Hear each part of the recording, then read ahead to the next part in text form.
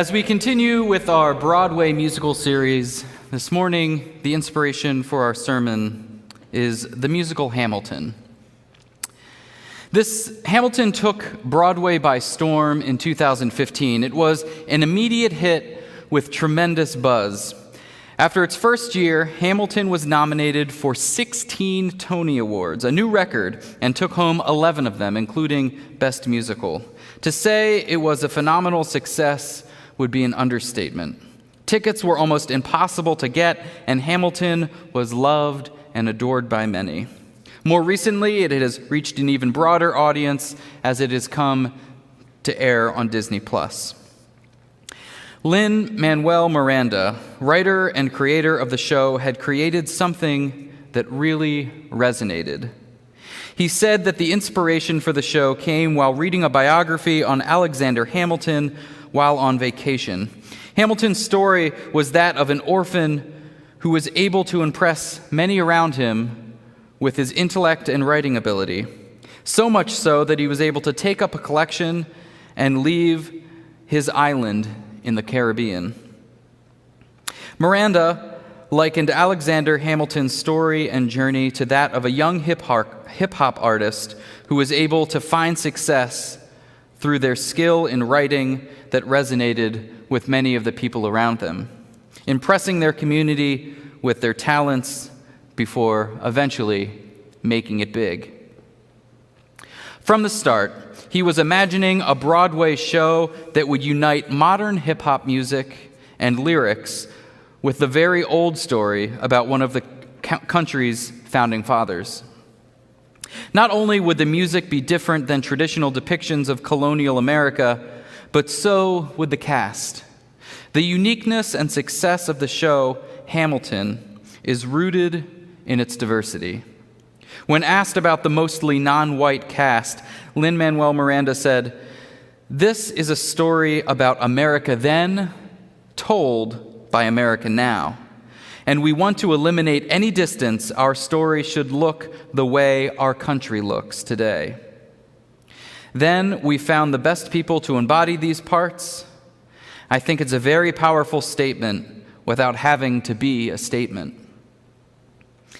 How we choose to tell a story matters.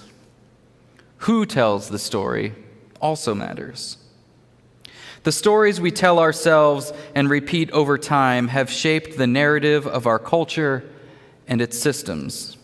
It should not come as any surprise that those who have the power are able to shape the story. But shaping the story and controlling the narrative often means excluding unflattering information and highlighting the more pleasing parts of the story. And not always intentionally or with ill will. Even with the best of intention, if stories are told repeatedly from the same perspective, they fail to recognize or highlight different parts of the story. It's why we have images like this in our heads about the first Thanksgiving. It's a very idyllic scene. The Pilgrims serving Native Americans. This famous painting from 1912 became the iconic image of Thanksgiving, instead of understanding a much more complex story. We see the Pilgrims serving the native peoples, offering civility to a people who had never known or seen such things. An important figure in this story is Squantum, or as many have come to know him, Squanto. He was not merely just a friendly, local, naive native. Most people do not know that Squantum had already done more transatlantic crossings than most of the Pilgrims.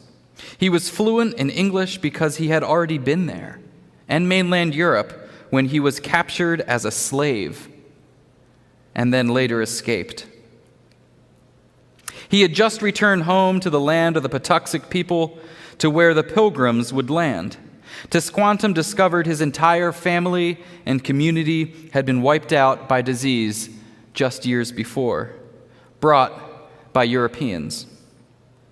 Conveniently for the Pilgrims, they had arrived in a place previously no longer a place that was previously inhabited, but no longer. So the area was already cleared with paths and fields, fertile for settlement thanks to the now vanished Patuxent. It's reasonable to believe that the Plymouth settlement may not have lasted had it not been for Squantum and the good fortune of the Pilgrims landing when and where they did. But that is not often the story that we hear. The story of our own Christian heritage also leaves us with images like this. We all know who that is, right? Instead of images like this.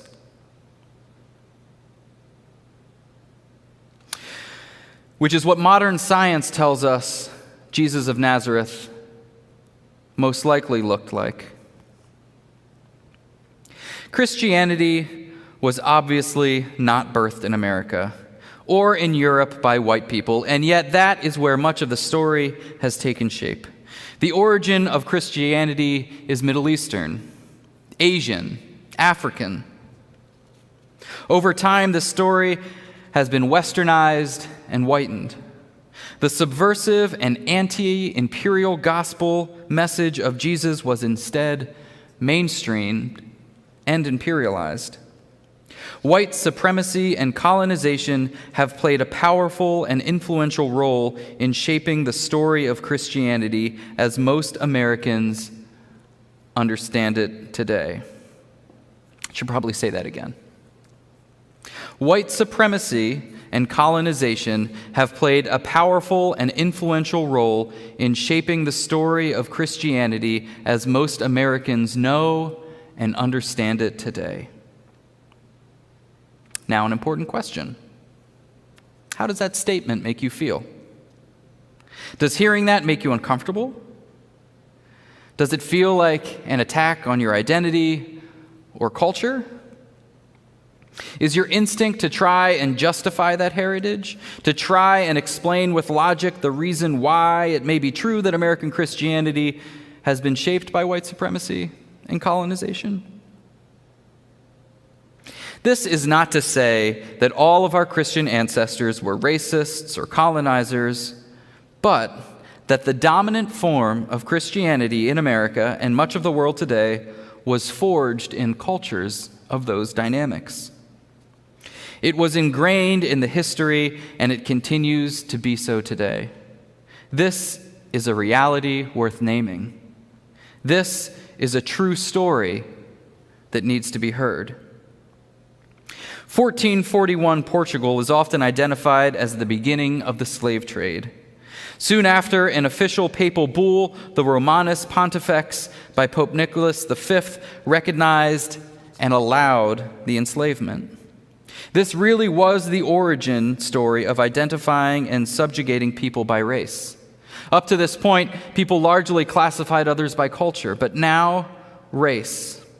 How much melanin people have in their skin was being used to justify enslavement. Later, the age of discovery would bring colonization and missionaries to all parts of the world. These efforts by the church to spread the gospel displaced and subjugated indigenous people and cultures throughout the globe. Unfortunately, many of these Christian endeavors were often indistinguishable from the political and financial goals that they were associated with. There are numerous accounts of murder, rape, and enslavement. The cultural genocide of indigenous people around the globe under the banner of the cross is a part of Western Christianity's history. This legacy has lasting impacts, and the story was largely not written by those who were harmed, but by those who were enriched. Those poor, ignorant natives rescued from their savage ways by the virtues of Christian culture and enlightened with Western thought. That's how the victors tell the story. That's how I learned the story. Our own American history, displacing Native Americans, American exceptionalism, Western expansion, and the slave trade were all propped up and at times even championed by American Christianity. Slavery, Jim Crow, and segregation were often defended with Scripture. When the 13th Amendment declared an end to slavery at the end of the Civil War in 1865, it included the provision except for punishment for a crime. This would lead to a system of peonage that arrested many former slaves on false or minor charges and would lease them for labor to pay their debts and fines, essentially continuing a practice of slavery for many in the South. Unfair legal and cultural practices would continue with Jim Crow laws and segregation. Our own town, Elizabethtown, Pennsylvania, less than a century ago was known popularly as a sundown town that would not allow black people to live or stay after dark. And even if this was not an official law in the books, that is how it was in the 30s and in the 40s, here in our town. Racism would continue through a process of redlining, denying home loans and other financial opportunities. This intentional and cultural system of oppression would significantly limit the advancement of people of color. Not only has this created an unequal footing of generational wealth and success, but also generational trauma that has lasting effects on our society. So what? What does this have to do with me? Someone born after all these atrocities took place? And what about someone in a white family that experienced generational hardship and trauma?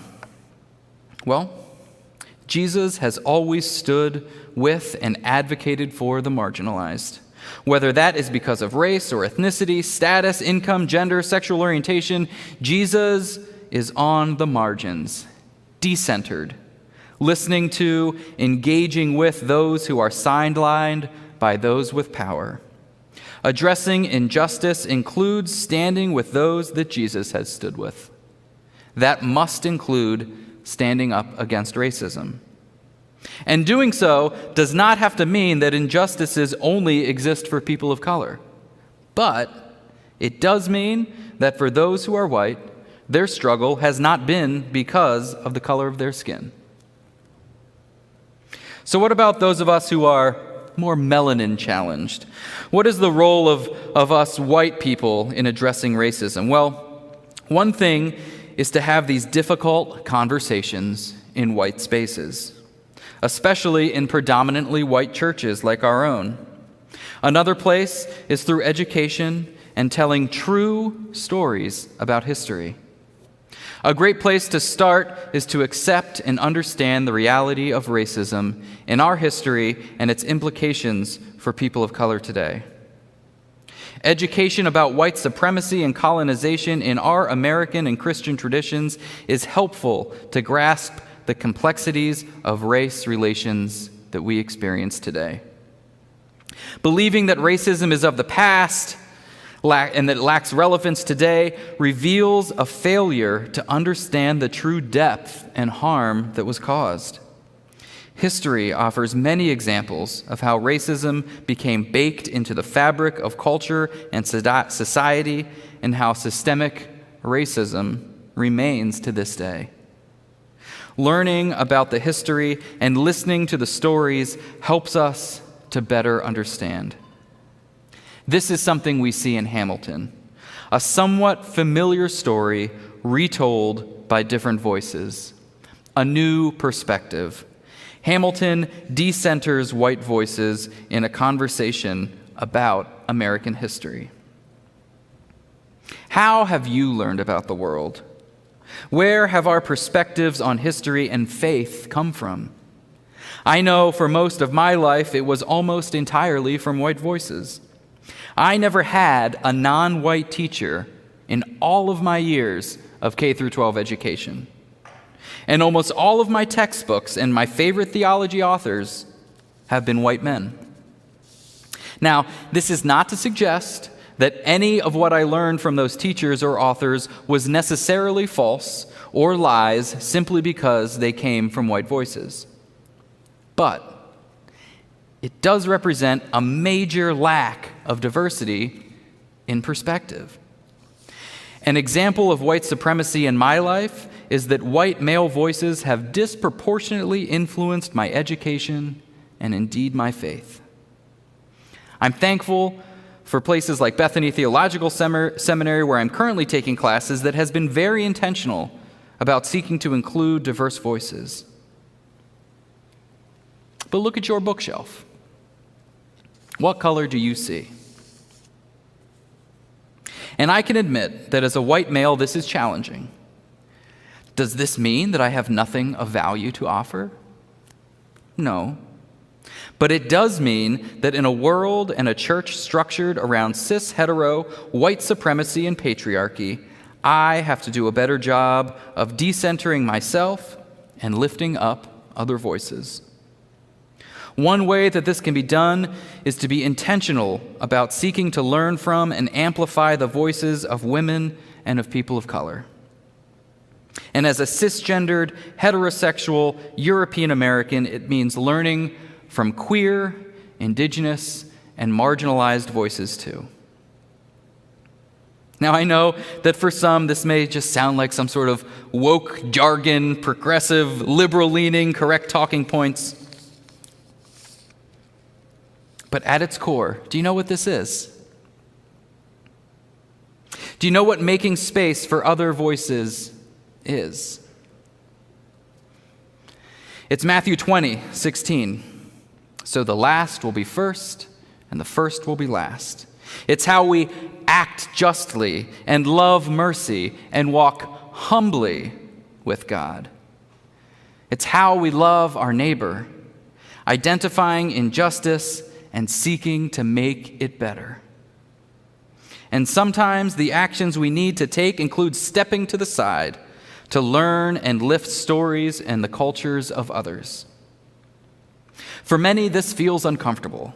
It feels like the familiarity of the world is shifting under our feet, that traditions and cultures that have seemingly worked so well for us are suddenly being challenged and questioned. It can feel unsettling. But the message of Jesus has always been unsettling. It's countercultural. Sometimes it even defies conventional thinking and the experiences that the world tells us that we need to be having. Don Crable might remind us that it's the story of an upside-down kingdom. The book of Acts reminds us that followers of Jesus are often seeking to turn the world upside down. It is uncomfortable to be decentered. But let's be clear, being asked to step to the side, to hear and share the voices of others, is not the same as being persecuted. The humility and grace of our denominational heritage may help us to be uniquely suited for such things. Trying to authentically follow Jesus will almost always mean marginalization. And that may not be the most powerful or comfortable position to be in, but there is good company and good fellowship to be had there. Love may not feel powerful in the short term, but in the end, we know love always wins. The stories we tell matter. The voices that tell the story matter. The story of American history that ignores the genocide of Native peoples, downplays the sin of slavery, and suggests we live in a post-racial society is an unfair, narrow, and untruthful. The story of Christianity that portrays a white Jesus, ignores colonialism, and downplays racism and violence by those who have held power in the church is not a fair and truthful account. Different and more authentic stories need to be told. We need to seek them out and make space for them. We need to listen. And what gives me hope is that throughout history of this nation and the Christian tradition, you can always find those who have held firm to the threads of justice and Jesus. We see their stories woven through time, those who have clung to the message of Jesus, who have opposed the powers and principalities at work. Individuals and groups who have given their energies and indeed even their lives to fight for causes and to tell their stories.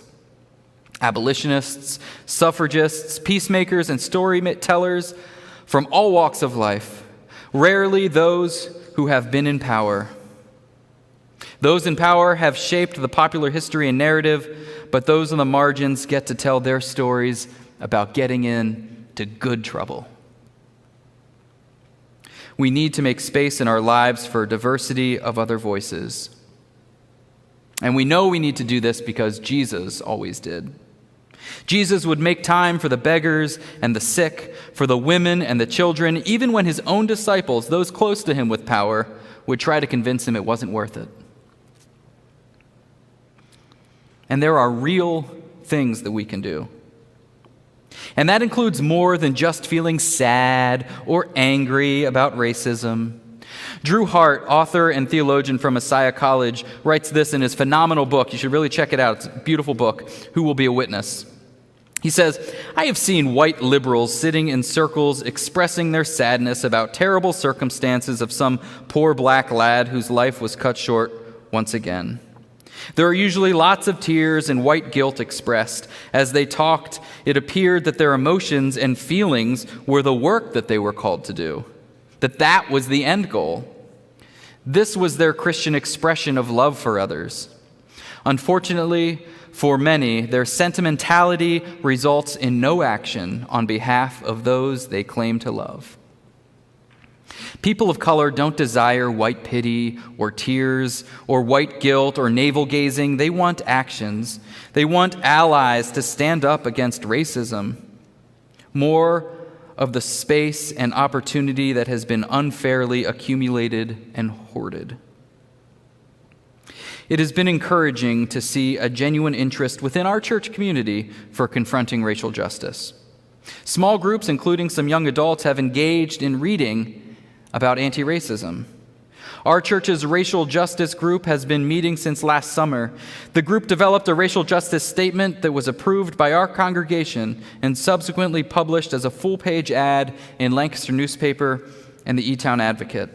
It's currently available under the racial justice section of our website, and you should check it out if you haven't read it yet. Additionally, we have been considering other opportunities to address racism in our church and in our community, and that work goes on. One way we sought to do that was to apply for the Thriving Together program with Drew Hart at Messiah College. 12 churches were selected to develop plans to address racism in their community. Unfortunately, we were not one of those congregations that was selected with so many applications. However, our work continues. This Wednesday, it's a special invitation to all of you. This Wednesday, we will begin a 5-week racial justice circle as we had done last summer. This will be an opportunity to join for information and conversation on this topic of racial justice. Each week we will show some kind of video clip and engage in a conversation on a specific topic. No preparation is needed, so I hope that you will all consider joining us for our first session this Wednesday at 7 p.m. on policing and the justice system, the topic for this first week. You can find the link at our website under online events. Another opportunity could be to support a diversity scholarship fund for Elizabethtown College. We received word from a now 91-year-old Gladys Johnson that she was starting a diversity scholarship for incoming students of color at Elizabethtown College. I have never met Gladys, but some of you may know her or her husband, who was the chaplain at the college in the 60s, or perhaps their children, triplets, I believe. Gladys has raised over $10,000, but her family would like to reach $25,000 in order to establish a more long-term fund. Gladys had written our church a handwritten letter a few months back, and recently her daughter reached out again to thank our racial justice group for responding with support. For those interested in contributing, please feel free to donate to the church's racial justice group conduit so that we can make sure to compile those donations to send as a contribution to this newly created fund. Gladys is an example of someone who at 91 felt so moved in her concern about racism that she took action. Taking action is what's needed. It can be small acts like having a conversation with a friend or family member. It might be calling out or identifying racism that you might see or encounter in everyday life. It could be through personal education and growth. It can be advocacy work in seeking to institute changes to laws or policies. But there is a need for actions. To do nothing is to endorse the status quo.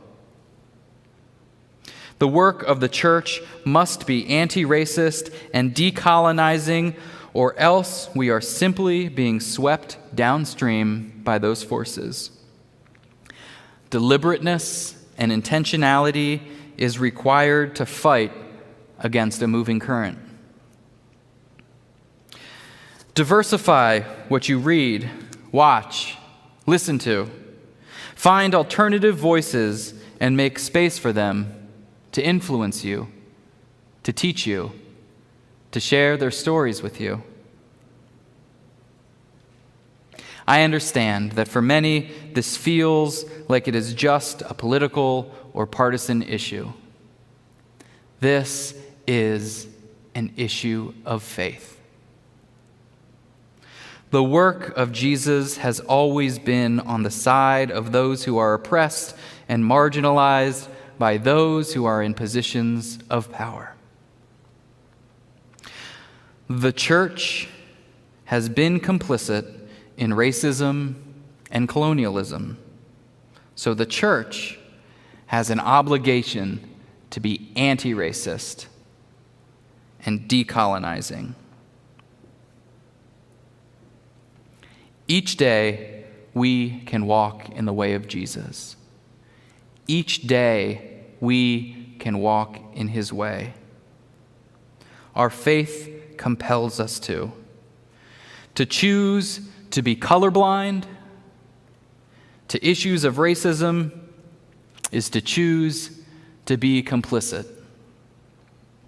There is work to be done in our own hearts and minds, in the laws and policies of our communities, with our schools and school boards, and in our own practices and culture as a faith community. May we continue to learn and grow in these efforts. And as they say in Hamilton, I'm not throwing away my shot. This is an opportunity.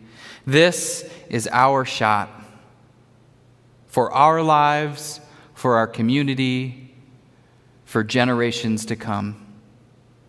Let it be so in the stories we live, tell, and share.